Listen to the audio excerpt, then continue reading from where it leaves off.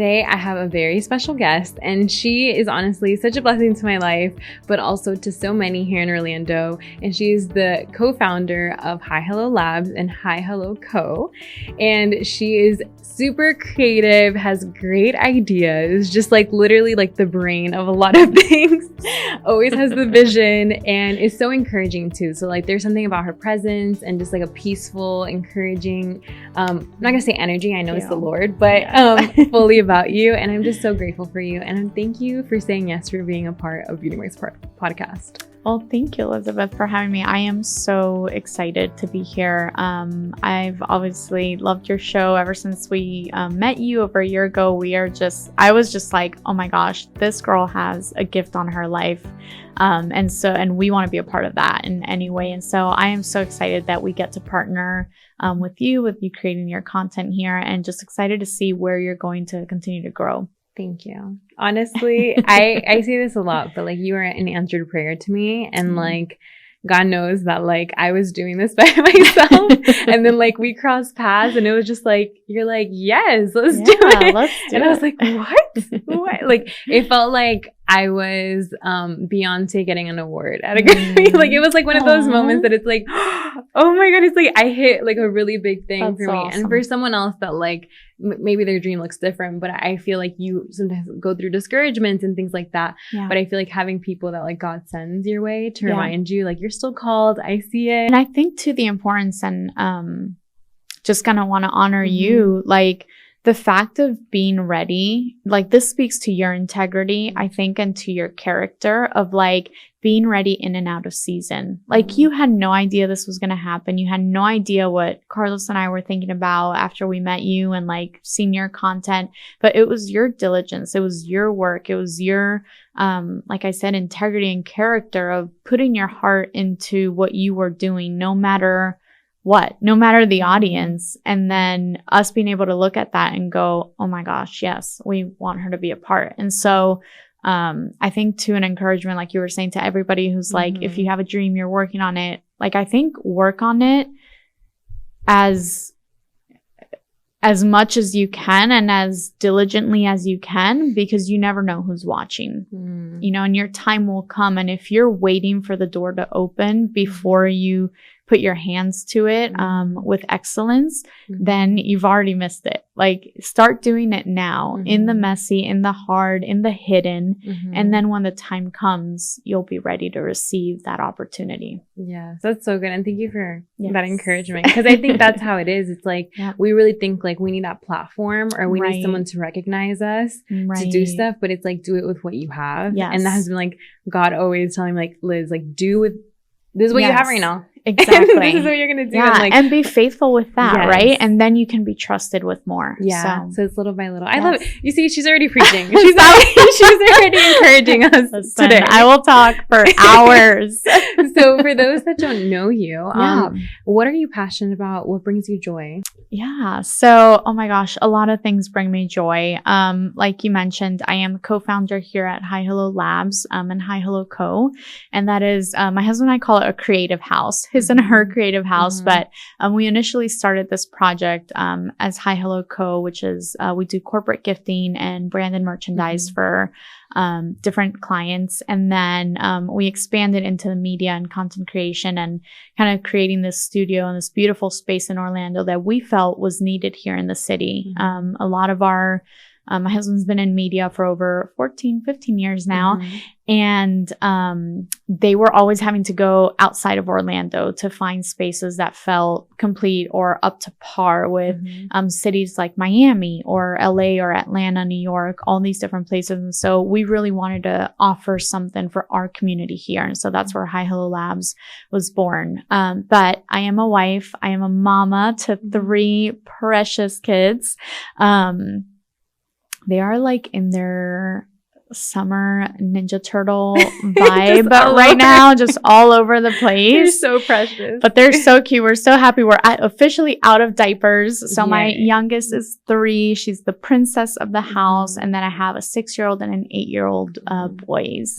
And they are my life. Yeah. So You're an amazing mom. And Thank I love you. that they Thank get you to so much. see what you're doing. Yes. Like, I love that you always talk about that you're like, they get to like be a part. Yes. And they're like, this is what mom and dad do. Absolutely. Yeah. And you've seen them here in the studio. So we bring them to the Mhm. studio as much as we can, as kind of the schedule permits, because we obviously don't want to interrupt our clients, but at the same time, giving them ownership and insight into what we're doing, so that when they hear mommy and daddy are at the office, it's not our office. It's not, you know, mommy and daddy's office. It's our family office. It's our place. And, you know, their job is, you know, when they have to sacrifice because mommy and daddy have to work, they know why, they know where, they know that we're building something for our family. And so that's a very big part of what I believe in, involving our kids and what we're doing. You're like, of course, in the season of motherhood, but like you've been, Yes. but like also I know that you're like also very like ambitious and you have goals and dreams for yourself. So like, how has that played into maybe the narrative of feeling like, now that I'm a mom? Yeah. Oh my gosh. How is that going to stop me? I think the main thing, and I think what's been pivotal for me, and what I encourage other women too that are navigating this season, especially with young children, is that your children are not in your way. They are not your obstacle. They are not the reason why you're not reaching what you want to reach. They're not the problem. And I know I certainly felt that way at the beginning, especially when you're in that season of like diapers and nap times and things. And like, there's so much of your life that has to change and kind of make room and make space to take care of them and to nurture them. And yet you have these big dreams and you're like, if I don't do this now, I'm going to miss it. Like, this is the time for me to start this business. This is the time for me to do that. And so I think shifting my mindset to, they're not in the way. They are a blessing. And, in fact, embracing that season is actually what's created and allowed me to be the person I am today, to run all these ideas and projects and businesses. The discipline you have to have, the selfishness you have to let go of, the pride you have to put down, learning to be flexible. Like, there's so many skills that I've learned through motherhood and being at home and being hidden that, you know, we were talking earlier, like the fire is what sifts, right? So like when you get put into that season of motherhood, you get pruned in a lot of different ways, and you get put through the fire and you get put through the ringer. And what you find out very easily is that it helps clear your perspective of what really matters. So there's a lot of ideas, a lot of things that I wanted to do that, after going through that early stage of motherhood, made me realize none of that matters. And actually, this is the gold, and this is what I'm going to pursue. I'm going to be intentional because I only have a certain amount of time. And so I have to be intentional and disciplined to pursue those things. And so, yeah, just seeing it as an opportunity to learn and grow, but then also to build legacy. Like, how cool that what I'm building is not just for me or for my vanity, but I have these 3 arrows that are going to be, you know, sent out one day, and I'm building into them. And I think, you know, for the moms that are waiting to be moms, or for the single moms, like, you know, there's so many different aspects of motherhood that are hard, and that, I personally can't say I know what it feels like because I'm not in those shoes. But, if I can encourage them with anything, is that, you know, for the waiting moms, you know, use this season to sow, and to work on the things that, you may not have the time to do later. And then, you know, for the single moms, to lean into their support and to lean into, you know, the opportunities around them that, that will help them follow their dreams. You know, I want kids one day, but seeing, you know, the navigating through motherhood, especially those like first like 3 years, I feel like a lot of moms and a lot of friends that tell me, they're like, I feel like I'm lost. Like, I feel like I've lost myself. It's like a pruning. And I love how you explain that, because that is encouraging for someone listening that's like maybe in those like tough, like where is like me again, you know, and I have these goals, but it's like, it's true. It's like you narrow it down to like what matters now and what your full life looks like, or what your, because I'm not sure if you were like that, but I feel like in my super early 20s, I was like, okay, corporate ladder. Like, 100%. I was going to be like VP of something by the time I was 25. For sure.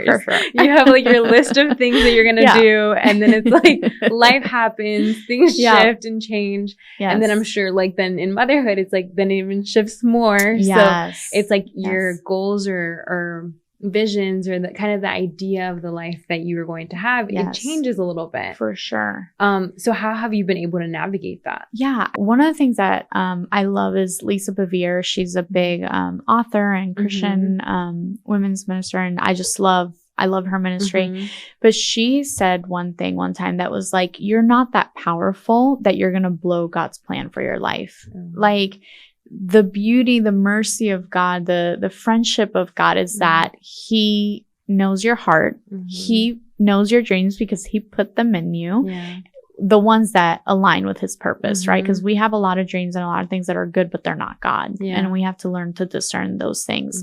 But trusting that like, okay, God, you know these dreams. You know I want to be an entrepreneur. You know I'm ambitious. You know I have these bigger than life ideas that I want to see executed one day, but it's not right now. And that's okay. I trust that you're going to open the door for that at some point. And that again, this season I'm in is preparing me to sustain that. You know, Carlos and I talk about this all the time. If we would have been put in this position 10 years ago, I don't know that we would have had the character to sustain it. 10 years ago. I don't know that we would have had the integrity to say no to clients that even though are offering a lot of money, but are not value aligned. If we would have had the integrity to say no to something like that. Now that we're older, that we're more mature in our faith, that we're more mature in life, experienced. Now we can say no. And so we can sustain what God has called us to do. And so there's so much of like trusting that has to happen. And I know that people are probably listening going, that's easy for you to say, you're living your dream right now.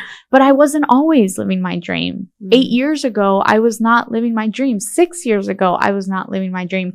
3 years ago, when I found out I was pregnant, or when I was having my third child and I had a newborn in the middle of COVID and homeschooling my special needs son with another 4-year-old, like I can't say I was living my dream. I can't say that. But I am living the prayers of those seasons. I am living the seeds of those seasons. So good. Like, I'm like, whew. I'm taking it for myself because I feel like I have felt like that, where I feel like I'm like, it's like in the waiting, and then you're just like, Lord, but like you put this in my heart, you know, and like when, and like when are things gonna align, and like it's like the hurry up and wait. It's like, and then I think, and I've shared this with you, that I sometimes have felt like through like social media or like other people that are around your age, or like even the vision that you had for yourself, that can sometimes stop you. Like, because you're like, does it even matter? Like, you know, I'm not doing enough, or I need to do more. And it's like that like tug of like, I feel like these are the dreams that I want, and I know that I'm like going for it, but also like it's waiting of the timing, like you know, like Lord, I'm pressing in. And when we look back in our life, like even when you were saying in the beginning, like I can see that like it is through the work and the process, and it's his perfect timing. Because when I look back, I'm like, I wasn't ready the first year. I wasn't ready the second year. Like that's the hard part that we want to not admit. You know, like God was like working in those areas, and he's like, we gotta, you know, this is behind the scenes, you know? But there's still some dreams in my heart still that still feel that way sometimes, where it's like, Lord, I'm like pressing in and I'm doing, you know? So how do you balance with yourself now, as like with the goals that you still have for High Hello Labs in your business, and the waiting of like knowing your season, and that balance? I think one, remembering how far I've come, and this exact conversation, even having these conversations, I'm preaching to the choir, like I'm preaching to myself of like, that we always move the mark, right? Like we reach a goal, and then I think Jenna Kutcher said this, but like you reach the bar, you set the bar, and you work so hard and you reach it, and no sooner you get there, you're already moving it, right? Instead of like sitting on that bar and going, okay, let me take in this season. Let me enjoy this season. Let me learn from this season. Let me look back and reflect and learn and do all that. And then we can move the bar up again and go into that mode. Yeah. And so I think having that self-realization of like, it's okay. Like we're in a hurry because the world's going to end and I want to go live off grid with my family and do all the things and doomsday prep forever. Yes. But like, there's time. It's okay. And, you know, God spoke something to me a while ago, but it was that obedience will open doors that hustle never will. And if we're obedient to the call of God, and that includes waiting and waiting well, then the doors are going to open and that's okay. And so I think for me, that remembering how far I've come, not moving the bar up faster than I need to and staying obedient to what's in front of me right now. Yeah. Because I feel like in those moments, we need to remember that it's like, this is what God has called me to do right now. Yes. Like, yes, there's a bigger, but like right now, he's like, not yet. And it's like, we don't know what he's also protecting us from. Exactly. I was just going to say, there's so many times that we're like, all right, God, I'm ready for the next. And God's like, I asked you to do 3 things. You've done 1. How am I going to trust you when you can't even follow the 3-step order, you know? And so it's that too of like, we have to go through the process because you don't know what's on the other side and you may not be ready. You think you're ready, but you're not.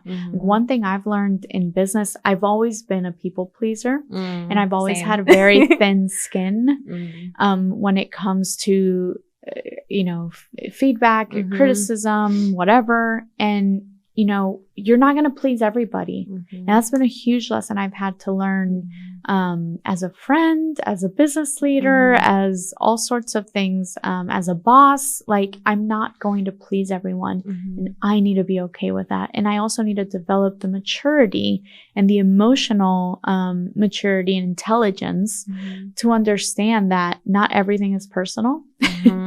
Not everything is a problem. It's okay that not everybody likes me. I'm going to disappoint some people and that's going to be okay. And they're going to talk bad about you and they're going to say things about you and they're going to question your character. And that's okay because you have other things going on and you can't do it all. Yeah. You know? That's a hard pill to swallow though. For people pleaser, I'm a recovering people pleaser. Listen, I've put mine in peanut butter. I've coated mine in but it's hard and it's there. It's like still in my throat. And isn't it like fighting also yourself? Because you're like, no, like this is going against, or like, this is like I have to stick here. Like I'm not being mean. I'm being respectful. Like it's like I'm just not gonna please them. And it's like I remember my counselor was like, Liz, but you don't like everybody. Yeah, like so exactly. Why do you expect people to like you? I'm like, you're right. You're right. True. Yes. And like, of course, we love. Well, it's not that I hate people, but it's just you know certain people you just don't click with or vibe, or you're just kind of like they come off a different way or a different style of person. For sure. On the other side, there are people that will love you. That you set the boundaries, that you say what you need, that they respect what you want, and they actually like go more inclined into what you're doing. And those are your people. Yes. You find your people. And I think to another thing, even from another lens, or like a more personal lens, is especially for ambitious type A kind of women, go-getter women, is that understanding we don't always have all of the capacity we want to have.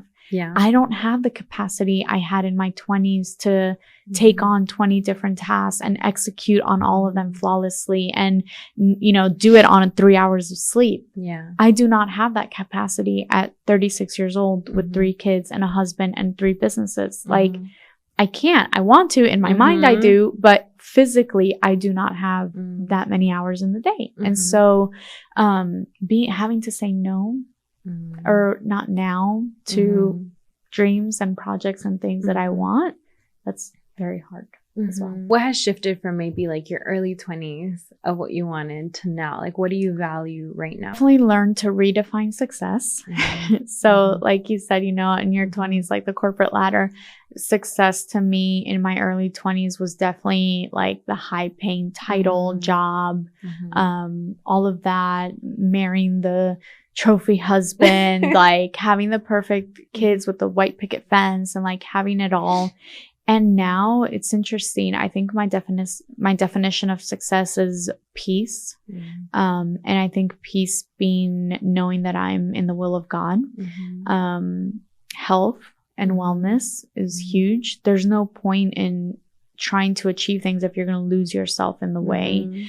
And joy. Like joy is huge for me. Like if something is not, and not that we don't do hard things, right? You have to do hard things to be to where you want to be, right? But choose your hard. Yeah. And so I think things that don't give me joy. So I'm learning that people pleasing doesn't always bring me joy. And so maybe I should stop people pleasing. Is it hard? Yeah.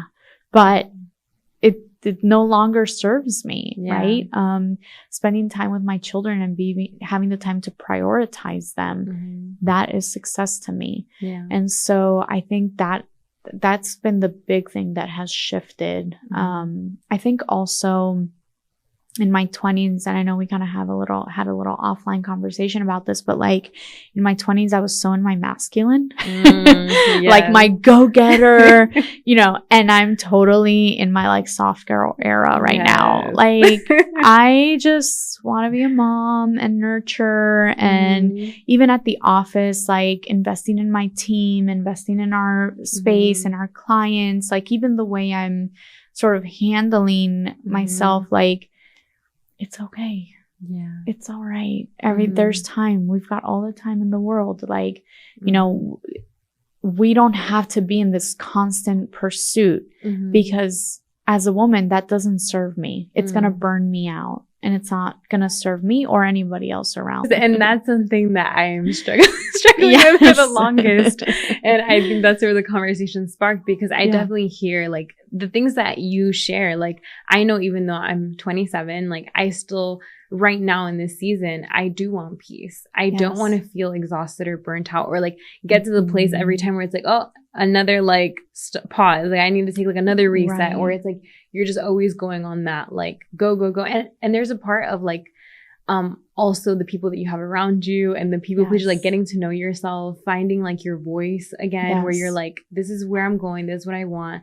And having to cut off certain relationships. It's like a lot of changes happening. But I know in the season that I'm at, like I do value like those things that align with like where I'm going and like internal peace, not really of course, it would be nice to have, my beautiful house and all of that. But my house that I wanted in my early 20s definitely looks different than the house I want now. For sure.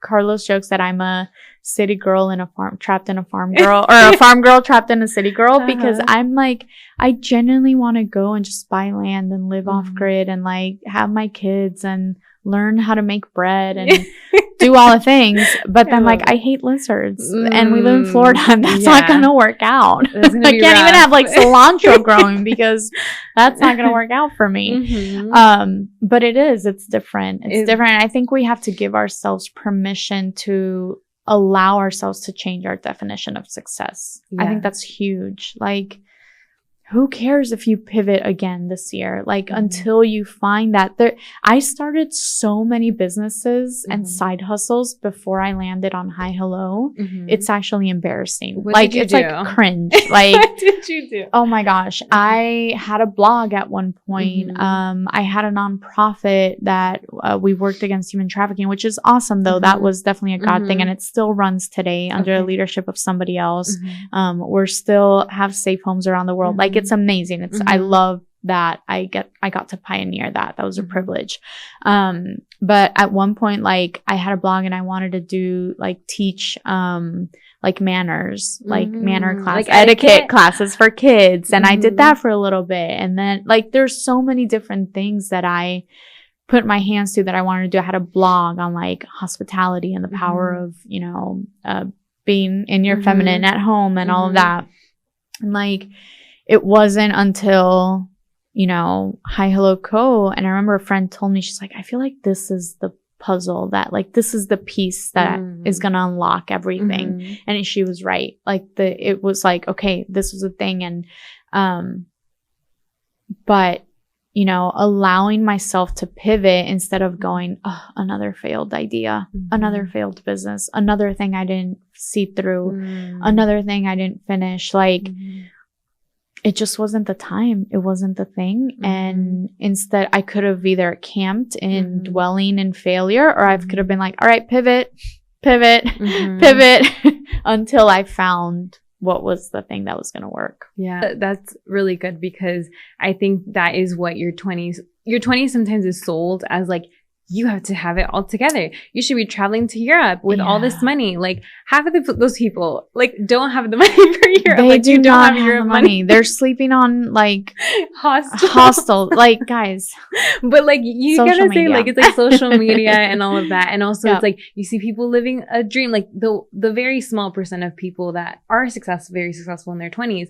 But most people, like, they're figuring different things out. And sometimes I know I've had conversations with people where they're like, I'm embarrassed to, like, say that I'm starting something else, or like, I'm embarrassed to be like, I got a new job. Like, people feel like that shame because it's like, in some way that's a failure, when it's like, that's helping you get to where you need to be. And this is the time to do it. And this is the time to do it. Absolutely. Yeah. That's something that I struggled with a lot during COVID. That made me make a huge pivot. And I felt like, at the moment, like, I felt like a failure. Like, I felt like I'm starting again from zero. But through time, I'm like, wait, but I learned, like, these marketing skills here. Absolutely. I learned to make relationships here.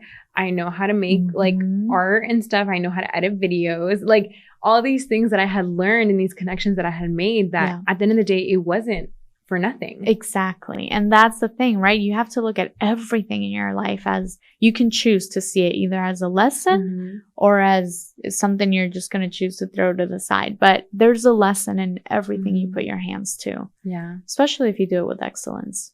And you talk a lot about feminine energy, and I would love to just like dive a little bit more into that, because I am learning, and there's a podcast that's called The True Feminine, and it's about the way that you date in femininity. Oh, I have things to say about that. Please, let's talk about it, because I'm going to be honest and transparent that for a long time, I was definitely more masculine, like reaching, helping, paying for things. Like, I was like that in relationships. Like, I was like, oh, got it. Always available, always going, reaching. Like, that was me. When I look back, I cringe because I'm like, what were you doing? But I also see how that affected me. I felt worn out. I felt like I was giving so much without the return back. I was really in like the pursuit of anxiousness or like tiredness. When it's like, we should be receiving and like more like relaxed and things in relationship. Can you talk about that? First, I love this topic, and I'll tell you why. And listen, I'm probably going to get canceled for this. I don't even care. I was telling Elizabeth, I say what I say, and it is what it is. I'm 36 at this point. I'm over it. Like, I'm done seeking validation. But I feel like there's so many concepts that the world, and when I say the world, I mean, you know, the New Age movement and all these things that have hijacked biblical concepts and twisted them, and they're not in our favor. They look like they're in our favor, but they're not. And this concept of masculine and feminine energy, I believe, is one of them. And it's a big one. And it's affected women in such a way, like you're saying, that has led to burnout, has led to seeking validation in the wrong places, has led to an identity crisis as women. And so I do want to kind of give some context of where, you know, I believe this comes from. But if we look in the Bible, right, and it says that God created them male and female. And when I say energy, when we talk about these concepts, it's not so much of like a physical, like, you know, like, I want you to kind of take a step back with me and not look at like the physical or like the sort of, you know, gender roles, whatever, but more in essence of like the essence of a person, right? The characteristics, the intangible traits of a person. But it says that God created them male and female in the physical, and both these traits I'm talking about. and that we're different, right? And then if you read in like Ephesians or in John where it says that, you know, that wives submit to your husbands, but then serve your wives. Or it talks about, how, you know, a husband's love represents sort of like the Christ's love for us, and that the wife's love represents the church's love for Christ. If you look at all of these concepts, there is a very clear masculine, feminine thing. And one thing that that I've sort of deducted from this is that, like, if you look at the masculine, it's about initiation, right? It's about pursuit. But if you look at the feminine, it's about receiving and it's about invitation, right? And so there's this complementary thing that needs to happen between the two. But I think if we focus on feminine, you know, we are meant to be more of the preparers. We're meant to be more on the receiving end of the situation, of the relationship. And so as women, you know, it's not, I don't believe, and again, this is where y'all may cancel me and that's okay. But I don't believe that as women, we're supposed to be the ones doing the pursuit. We're supposed to be the ones preparing a space that is inviting and welcoming and says, hi, yes, you are welcome here. And I think that's where some women too also get it wrong, where it's like they won't pursue, but then they also won't create an inviting space. Like, how's a guy supposed to approach you when you're sitting there with your arms crossed and like, you know, sticking to your corner and like, you know, whatever, dissing the patriarchy every corner and every chance you get. Like, that's not an inviting space for a man to come in and feel like he can pursue. And so, I have a lot to say on that. I love it. I love it. I'm like, let's talk about it. But, you know, I think even from, in like a career sense or something like that, like, again, women, we're being told by society that we have to be go-getters and this and that. And there's so many other things that are a part of being feminine, and that feminine quote unquote energy that is like our intuition, that are our superpowers, right? I don't have to come into Hi Hello Co and, you know, be the man, be aggressive, be assertive, be whatever, because that's not my superpower. So that is not where I can operate at my highest capacity. My highest capacity in this space is actually my intuition, is when Carlos tries to make a decision and the first person he consults with is me, because he knows that I'm seeing things that he's not seeing. Right. And so, for the women that are like, well, I don't want to be anyone's doormat. Okay. Number one, if your man is looking at you as a doormat, then he has missed the concept of that the woman is the helper. The helper doesn't mean less than. It means she is the helper. Wouldn't you want your helper to be the most competent, intelligent leader person in the room right next to you? Yeah. Like, that should be husbands, men, boyfriends. The woman by you should be your biggest investment. Yeah. Wow. Investing into her and making her everything God has called her to be, whether that's with your time, your finances, your resources, whatever it is, the way you talk to her, the way you treat her, like everything you do towards that woman should be leading her to be everything God has called her to be, because that's where she's going to operate at her max capacity that is going to serve you in the end. Yeah, helps us to flourish. Absolutely. Because like you're watering a plant and then it's like you'll see that grow. Because that's like the dynamics of like the feminine and masculine. Absolutely. It's like he pours into me. Carlos pours into me as a leader, as a wife, as a mom, as a person. When he encourages me to pursue the callings of my life, when he encourages me to, you know, better myself, to invest in myself. All of those things, when he gives me the time to do that, he takes care of the kids so that I can go to the gym. He takes, you know, so that I can sleep. Like all of those things, all that pouring into makes me then a better helper. And it's like, as a business leader, you know, if you're not married or whatever, and you're like, okay, but I'm CEO or I'm running this business or I'm in this, you know, C-level position, whatever, isn't your team is the same way.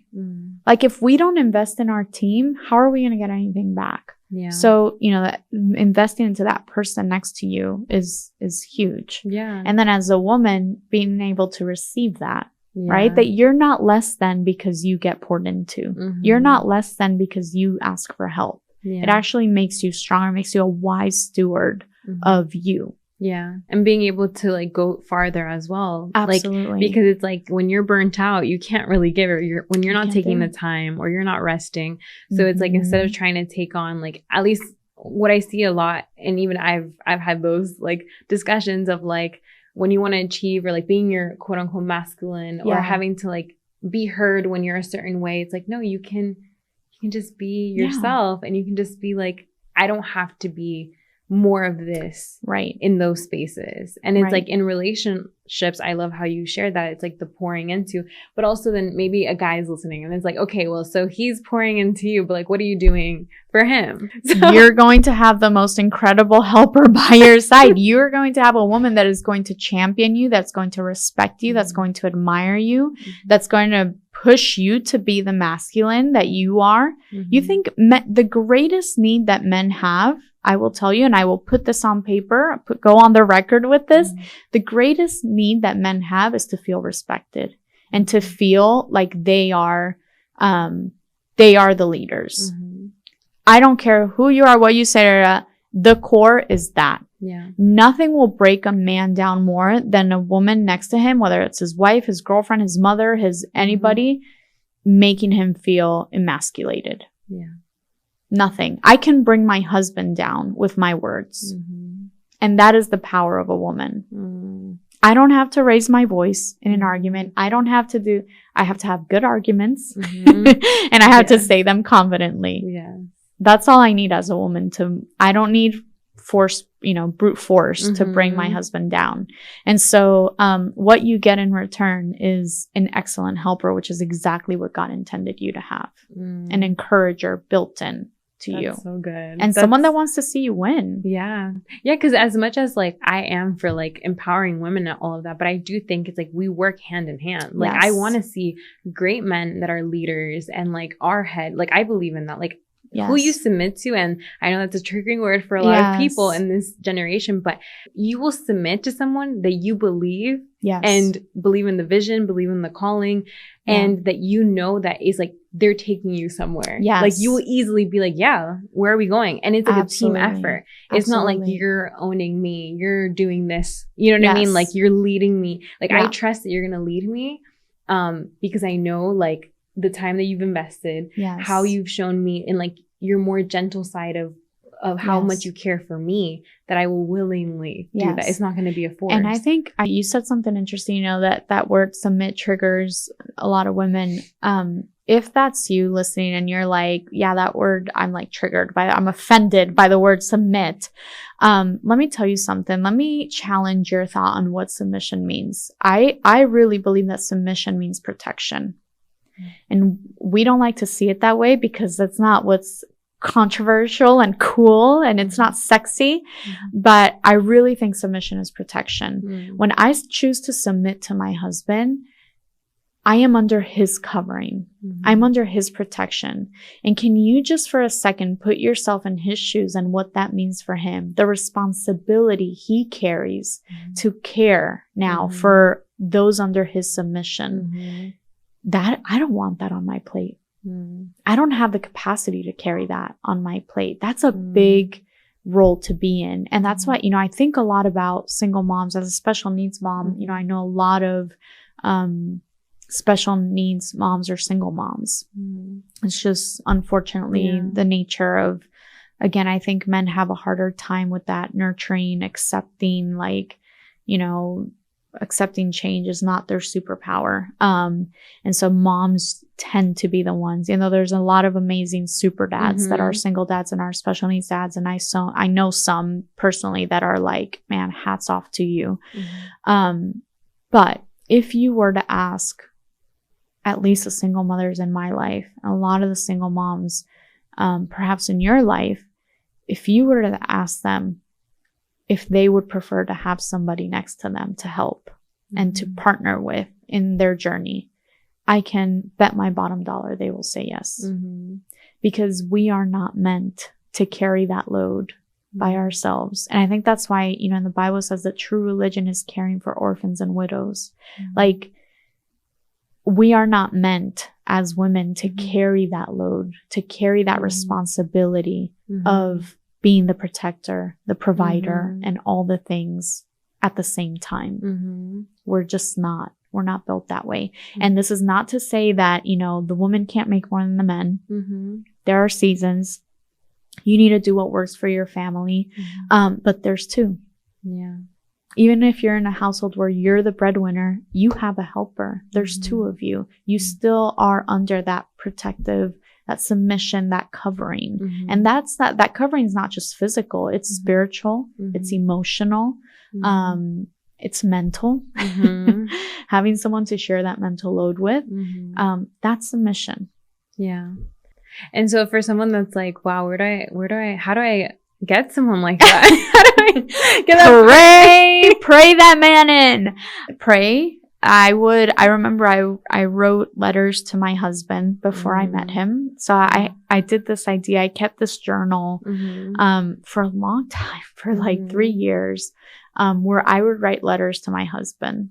And I wrote it in a way where I did make a list, I have to say. What was on your list? I made a list. I made a list of like the non-negotiables is what I call them, right? So I wanted someone who loved the Lord. I wanted someone who had humility, who was teachable, someone who was willing to go the extra mile. So like, even like, I didn't put stuff like makes this much money. I just did things like hardworking, like someone who's not afraid to work hard. Yeah, I had all sorts of things. It was really interesting. The only like sort of physical vanity thing that I had on there was that he would be tall. And if you know my husband, he's not necessarily, 6 feet tall, but it was funny because I say even in that, it's not, God didn't give me what I wanted, but what I needed. And like, my husband gives me the best hugs. He's just the most amazing man.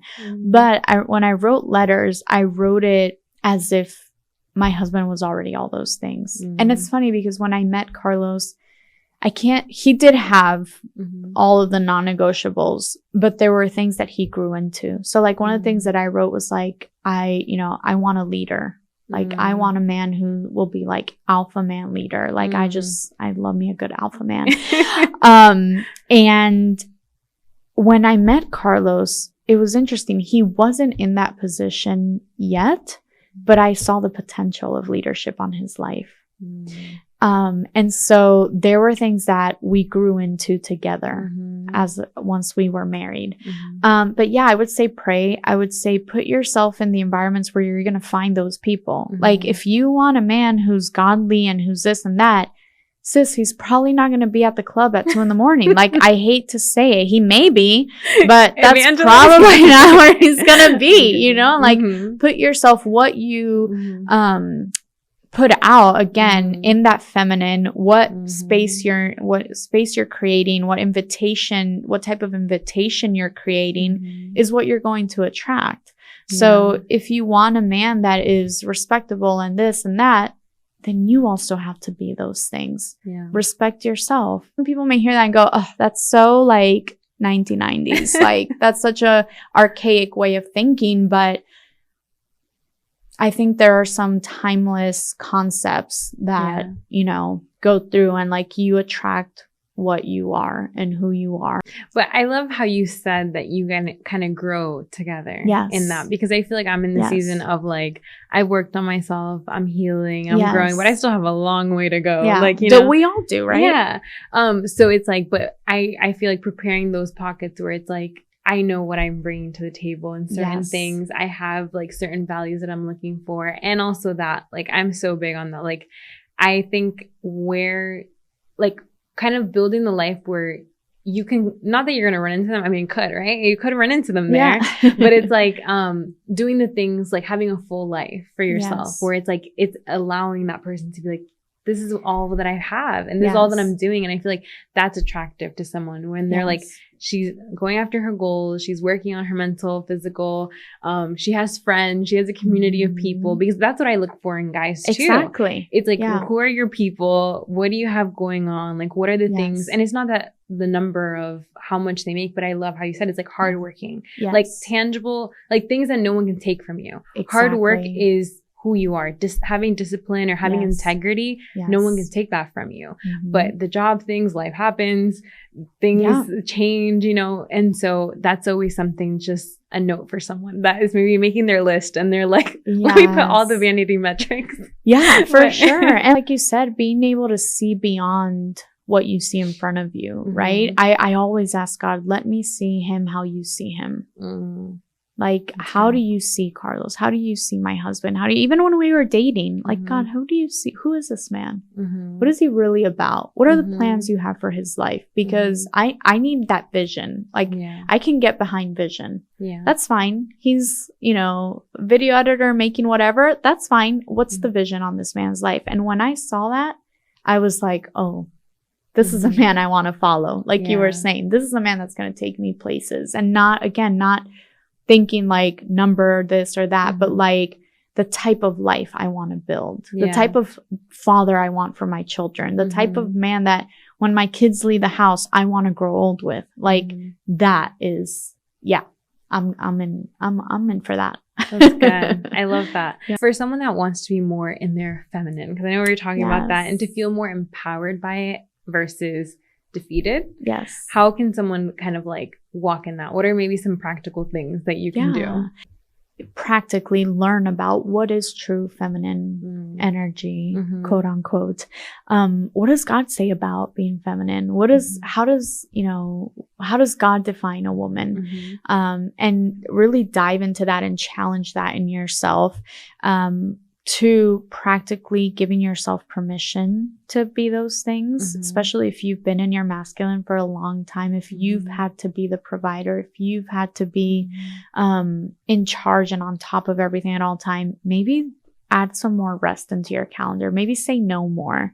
And I would challenge you to see the difference when you allow yourself to rest and to give yourself permission to do more of that inner work. And that will help you discern to, like, you know, take inventory of, okay, in my day, how much was I in my masculine and how much was I in my feminine? How much was I pursuing and how much was I inviting today? And that goes for everything, right? In your job, in your relationships, and your friendships, and all the things. Taking a look at that. And then there's some awesome books. There's one book called, it has a bad word in it. It's called Moody Bitches. Someone recommended that book to me. But it's really good. And I will tell you why. It's written by a doctor, by a female doctor. And she goes into explaining like how physically, scientifically, so all of my scientist people that are not woo-woo, like this is for you, this book is for you. She goes into how physically our bodies as women are so different and will actually affect our brain. It will actually affect our capacity to work and think and process emotion and process life. How, you know, even like your menstrual cycle, sorry to all the men that cringed at that word, but how your cycle will actually affect how you think and how you operate and when to do your best type of work. So like your creative work, your execution work, like when is it best to plan your planning work, like when you should be doing that best. It's really such a great practical book to pick up.